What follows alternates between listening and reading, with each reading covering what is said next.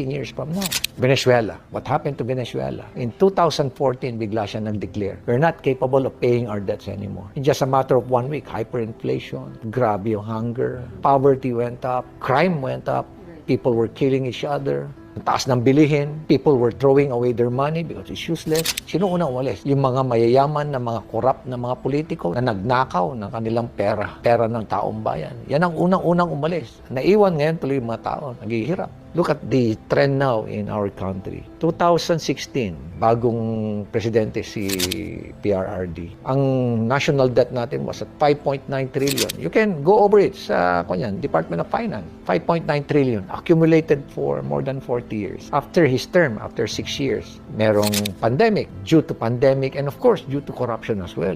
Ang utang natin ng June when he left was 11.7 trillion. Na doble. At the end of December, same year, bagong administration, 13.4.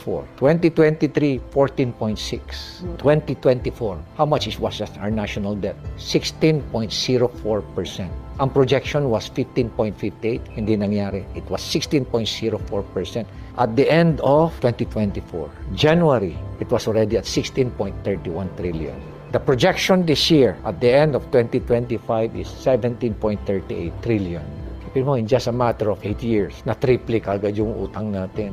And unfortunately, yung budget natin, 20% of our budget goes to someone else's pocket. What if I tell you that only 35% of the total taxes that you're paying goes to the project? Sabi nga ni Secretary Singson, alam mo Benji, noon, hindi ko matanggal yan yung corruption dyan sa DPWH. Kaya ginawa ko na lang dyan. Nilimit ko na lang ng 10%. Ngayon, wala na yung 10%. 25, 35, 40% na.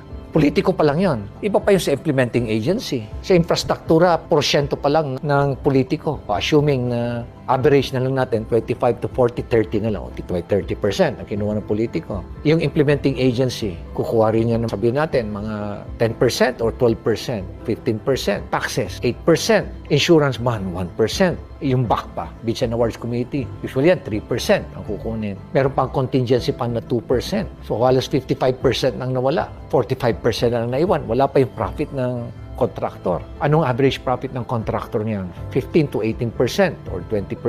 Pero sabihin natin yung contractor kasi may sense of patriotism, kumuha lang ng 10%. Kaya lang, na-realize niya, yung profit ko pala, after 1 year ko pa kukunin.